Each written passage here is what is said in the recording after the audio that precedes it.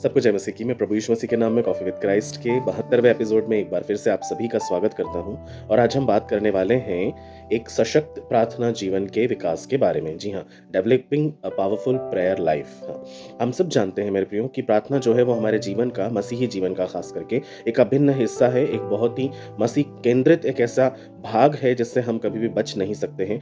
पर परेशानी ये होती है कि हम वचन तो बहुत अच्छे से पढ़ते हैं, लेकिन हम प्रार्थना में अपना हृदय, अपना दिल उतना नहीं दे पाते हैं, उतना समय हम नहीं दे पाते हैं जैसा हमें देना चाहिए, जैसा प्रभु ने हमें सिखलाया है। तो कई बार हमारा वो क्षेत्र जो है वो कमजोर सा पड़ जाता है और फिर हम अचंभा करते हैं कि हमारे जीवन में ये क्यों नहीं हो रहा है या वो क्यों नहीं हो रहा है, या फिर हम दूसरों के पास जाते हैं अपने लिए प्रार्थना करवाने, लेकिन हम ये भूल जाते हैं कि जो सामर्थ प्रार्थना की दूसरों के पास है वही सेम सामर्थ परमेश्वर ने हमें भी दी है। बशर्त यह है कि हमें उसे एक्टिवेट करना पड़ता है, हमें उसे सुचारू रूप से प्लान करना पड़ता है, उसे चलाना पड़ता है। लेकिन अगर हम ऐसा नहीं करेंगे तो हमारे प्रार्थना का जीवन जो है वो उतना असरदार नहीं रहेगा। इसलिए आज हम कुछ भागों को देखेंगे, कुछ बातों को सीखेंगे कि हम कैसे हमारी प्रार्थना के जीवन को और अधिकाई से बढ़ा सकते हैं।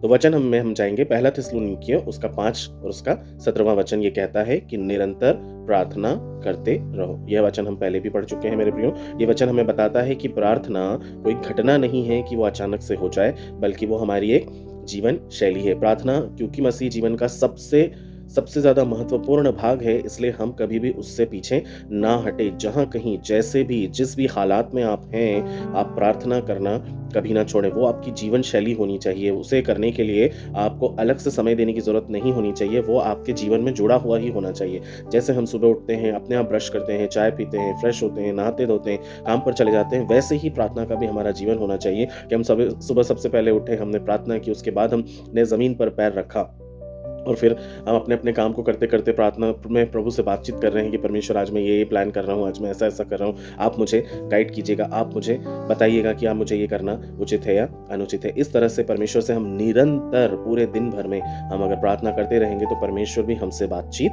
करते रहेंगे।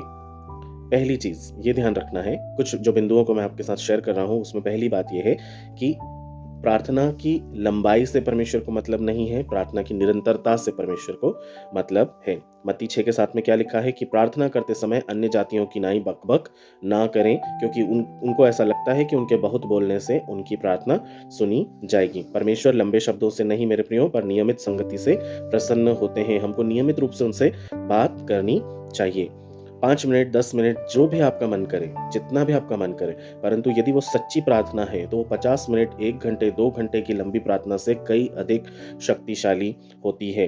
परमेश्वर घड़ी नहीं देखते हैं मेरे प्रियो, वो हृदय को देखते हैं। इसलिए जब हम प्रार्थना करने बैठें, दिल से, सच्चाई से परमेश्वर से हम प्रार्थना करें। दूसरी इंपॉर्टेंट बात है, प्रार्थना जो होती है वो वचन आधारित होना चाहिए ना, स्क्रिप्चर लेड प्रेयर होनी जरूरी है। भजन संहिता 119 के 105 में क्या लिखा है? बहुत फेमस वचन है कि तेरा वचन मेरे पांव के लिए दीपक और मेरे मार्ग के लिए उजियाला है। याकूब 1:5 में भी लिखा है, यदि तुम में से किसी को बुद्धि की घटी हो तो वो परमेश्वर से मांगे, जो बिना उलाहना किए सबको उदारता से देता है और उसको दी जाएगी।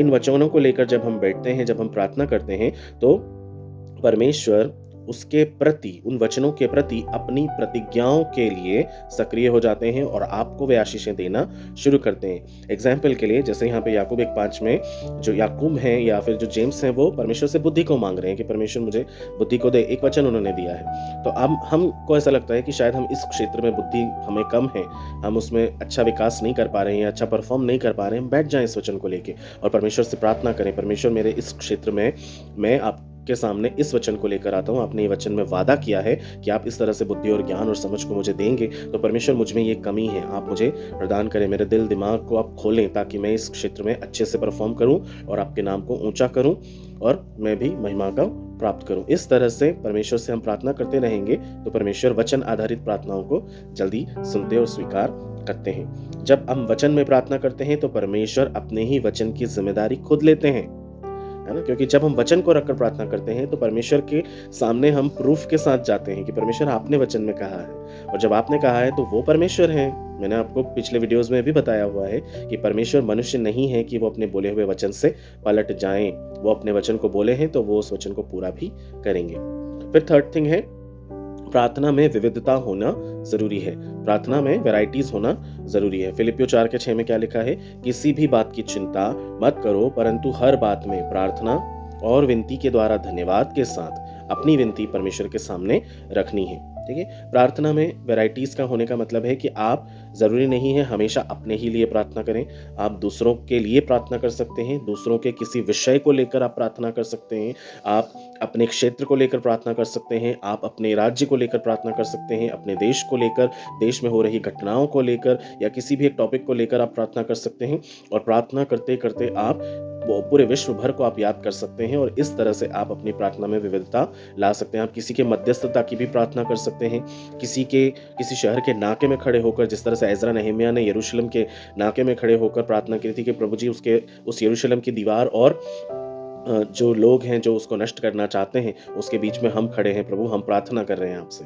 और इस तरह से परमेश्वर ने उनकी प्रार्थनाओं को सुना और देखो, जो तोड़ने वाले थे उन्होंने ही सुरक्षा देकर उसे बनवाने के लिए मदद और सहायता भी पहुंचाई। इस तरह से आप परमेश्वर के कामों को देखेंगे। प्रार्थना में हम क्या क्या शामिल कर सकते हैं? प्रार्थना में हम धन्यवाद शामिल कर सकते हैं, प्रार्थना में हम आराधना के गीतों को शामिल कर सकते हैं, प्रार्थना में हम दूसरों के लिए मध्यस्थता, जैसे मैंने बताया, हम वो शामिल कर सकते हैं, व्यक्तिगत निवेदन भी हम कर सकते हैं या किसी भी दूसरे व्यक्ति के दूसरे विषयों को लेकर भी हम प्रार्थना कर सकते हैं। एक तरफ प्रार्थना जो है वो हमेशा के लिए बोझ बन जाती है, इसलिए संतुलित प्रार्थना जो है वो संबंध को बनाने के लिए जरूरी होती है। तो संतुलित प्रार्थना करना परमेश्वर को भावता है।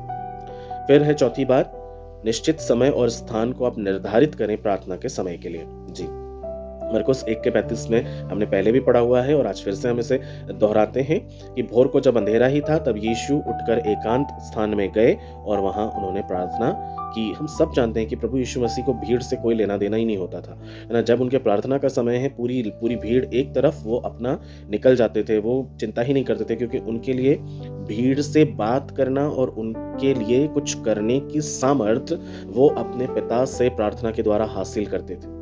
वो तब जाकर ही भीड़ का सामना किया करते थे, इसलिए बड़े बड़े काम वो कर पाते थे। तो उनकी प्रार्थना का जीवन कितना स्ट्रांग था। कई समयों तक परमेश्वर ने 40 दिन प्रभु ने प्रार्थना की है। परमेश्वर ने 3 दिन कंटिन्यूअस प्रार्थना की है।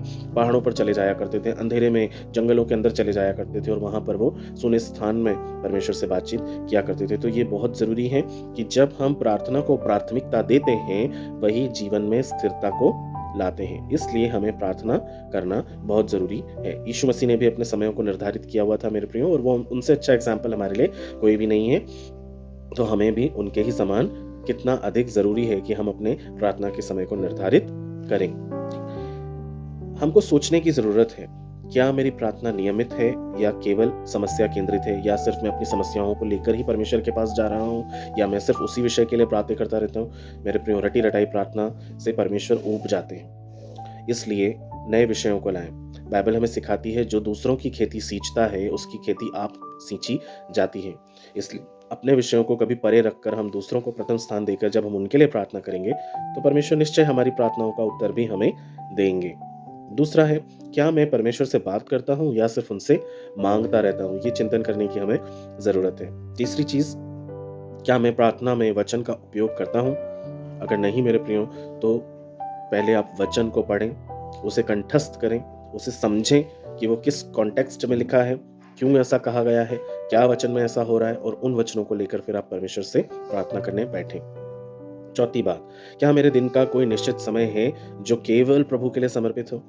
प्रभु को कितना अच्छा लगेगा ये देख करके कि मेरा बेटा, मेरी बेटी मेरे लिए एक पर्टिकुलर समय लेकर आया है। मेरे प्रियो, मैं आपको वादा दिला रहा हूँ, परमेश्वर अपने सब काम छोड़कर आपकी बात सुनने बैठेंगे। वो आपके पास होंगे, वो आपके लिए स्वर्ग छोड़कर आपकी स्तुति के सिंहासन पर विराजमान हो जाएंगे। वो इतना प्रेम करने वाले हैं, क्योंकि वो तो वेट ही करते रहते हैं कि कब मेरे बच्चे मेरे पास आएं और मुझसे हेलो करें। लेकिन हम अपने जीवन में ही इतने व्यस्त रहते हैं कि हम परमेश्वर को वो स्थान नहीं दे पाते हैं जिनके वो लायक हैं। इसलिए अब हमें सोचने की जरूरत है, क्या कोई निश्चित समय है जब मैं परमेश्वर से मुलाकात करूंगा? क्या मेरी प्रार्थना ने मुझे बदला है या अभी भी मैं वैसा का वैसा ही हूँ? ये भी हमें सोचने की जरूरत है। अगर प्रार्थना भी कर रहे हैं और जीवन में कोई बदलाव नहीं है तो फिर हमें अंदर झांकने की जरूरत है। कहीं हमारे अंदर कोई ऐसी बात तो नहीं जिसकी वजह से हम परमेश्वर के समीप होते हुए भी उससे बहुत दूर हैं? ये चिंतन करें। और कॉफी विद क्राइस्ट के इस वीडियो के माध्यम से मैं आप लोगों को यही आशा दिलाता हूँ, जब कभी भी आपका प्रार्थना का जीवन सुधरेगा, परमेश्वर आपके जीवन में तमाम बिगड़े हुए कामों को सुधार देंगे। जब वो सही समय पर होगी, आपके रुके हुए काम भी सही समय पर पूरे हो जाएंगे। जब उसमें किसी और का विषय भी जुड़ जाएगा, परमेश्वर आपके सारे टूटे हुए पहलुओं को जोड़कर आपके जीवन को स्थिरता प्रदान कर देंगे। जो प्रार्थना में झुकते हैं, वो जीवन में कभी भी कहीं भी नहीं टूटते हैं। इसलिए प्रार्थना के जीवन को स्थिर रखें, परमेश्वर के साथ समय गुजारें। परमेश्वर आपको बहुत आशीष देना चाहते हैं। आइए हम प्रार्थना करेंगे।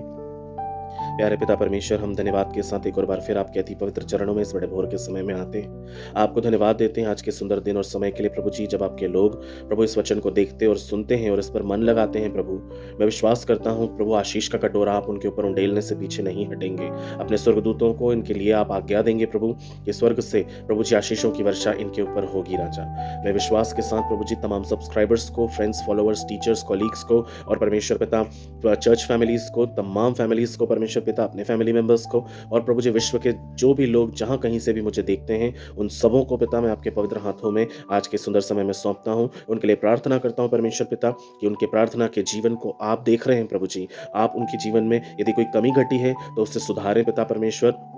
जो भी टेढ़ा है परमेश्वर पिता उसे सीधा कर दें परमेश्वर पिता, और जो बातें उनके जीवन में अनुचित हैं उसे उनसे दूर करके प्रभु जी उन्हें नित्य प्रार्थना करने के लिए आप प्रेरित करें प्रभु। उनसे बातचीत करें वचन के द्वारा, प्रकृति के द्वारा, लोगों के द्वारा पिता, और खासकर इस वीडियो के माध्यम से प्रभु जी आप उनके जीवन में अद्भुत अद्भुत काम करें पिता, ताकि जो कोई आपके साथ समय को गुजारते हैं पिता परमेश्वर, वो जीवन में स्थिरता को प्राप्त करें और उनके तमाम विषय उनके जीवन में पूरे होने पाए, हर एक इच्छा उनकी पूरी होने पाए। खुदावंद मैं आपके महान हाथों में उन सभी को समर्पित करता हूँ। राजा आपने ऐसा पूरा कर दिया है, उसके लिए धन्यवाद देता हूँ। सारा आदर, मान, महिमा, इज्जत, गौरव, जलाल सब कुछ आपको देता हूँ। इस विनती को हमारे परमेश्वर प्यारे प्रभु यीशु मसीह के नाम से पूरा होने के लिए मांग लेता हूँ। दया करके सुनिए और ग्रहण कीजिए। मेरे प्रियो, मैं विश्वास करता हूँ परमेश्वर इस वचन के द्वारा आपसे अद्भुत रीति से बात करेंगे और ये वचन आपके जीवन में बहुत आशीष को लेकर आएगा, चंगाई को लेकर आएगा, छुटकारे को लेकर आएगा, श्रापों से मुक्ति को लेकर आएगा, पापों से मुक्ति को लेकर आएगा और आपके ऊपर आशीष का कटोरा जरूर उंडेला जाएगा। प्रभु आपको बहुतायत का आशीष दे। मेरे साथ हर दिन यूं ही बने रहिएगा। हम हर दिन नई नई और छोटी छोटी बातों को सीखेंगे और परमेश्वर की महिमा में यूं ही आगे बढ़ेंगे। शैतान को कुचलेंगे और याद दिला देंगे कि वो मैला, हारा और कुचला हुआ ही है। और प्रभु आपके साथ नित्य ऐसे ही बने रहेंगे। प्रभु आपको बहुतायत का आशीष दे। आपका दिन शुभ हो। सभी को जय मसीह की।